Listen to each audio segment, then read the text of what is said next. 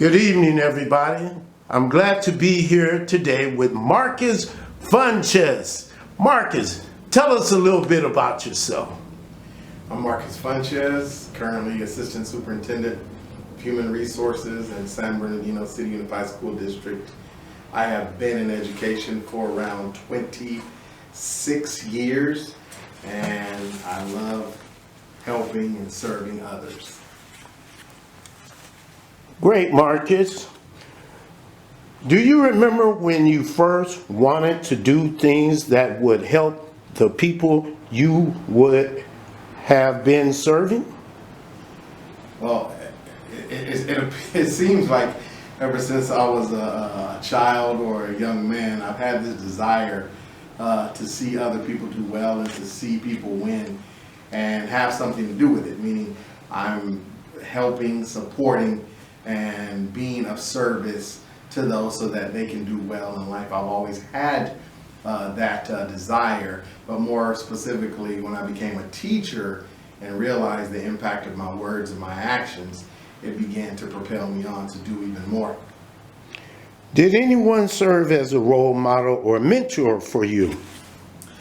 Thinking of role models and mentors, there are many, and so I did want to say a few.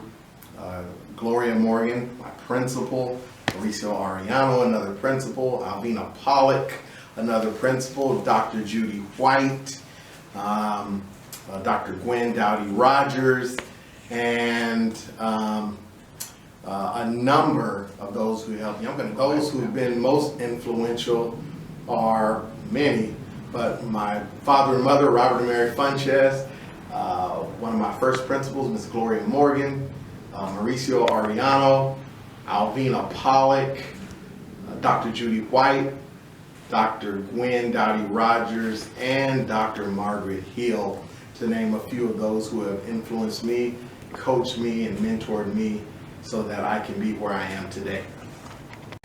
There are many that have been influential in my life, starting with my mom and dad, Robert and Mary Funchess, but others that have coached me, mentored me, and helped me become where I am today, or get to where I am today. Alvina Pollock, one of my principals; Ms. Gloria Morgan, another principal; Mr. Mauricio Arellano, Dr. Judy White, Dr. Gwen Dowdy Rogers, and Dr. Margaret Hill. They've all been influential in my life, coached me, supported me, and helped me to get to where I am now. The first one is I had a great opportunity to open up a brand new elementary school on the west side of San Bernardino, named after the first one that comes to mind. I had an excellent opportunity to open up a brand new elementary school named after Dr. Mildred Dalton Henry.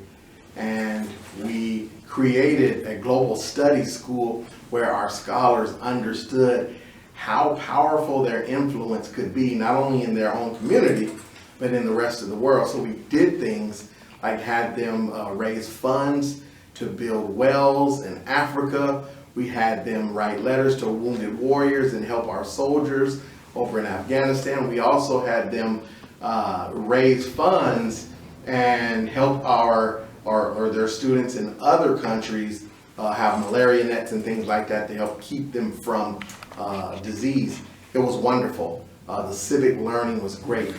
And the second that I'd like to draw attention to is the opportunity that I've been given to reshape and revamp recruitment efforts in San Bernardino City Unified, to bring in those that actually have a passion and a purpose for serving in low-income areas and serving those who are underrepresented and marginalized. That has been my passion, that has been my purpose, and has been something that I've loved to do. What have been one or two of the biggest challenges you have had to overcome? One of the biggest challenges that I'd like to speak to is simple: overcoming stereotypes associated with Black men. That has been something that I've worked hard to do in my leadership, to represent African American men well, to lead by example, and to make sure that those who have gone before me have been honored, and those who might come after me will have a path forward. And the second one is just leadership, learning how to lead others in such a way to inspire and to motivate them to greatness and to do great things for others. Those two challenges right there are challenges of a lifetime. Knowing what you know now, would you still want to be helping your community the way that you do?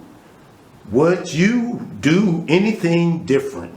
Knowing what I know now, I'd continue to keep a servant leader mindset and be service minded. One thing that I would change though, because of the great needs across the community, I'd be much more bolder and much more courageous in my approach. There are so many young people that need help and need support, encouragement, love, uplift, that I would be much more bolder in my approach, and I'd be way more courageous. I'd go back and tell that young man, you got a lot to do, get busy, and don't let anything stop you from doing it.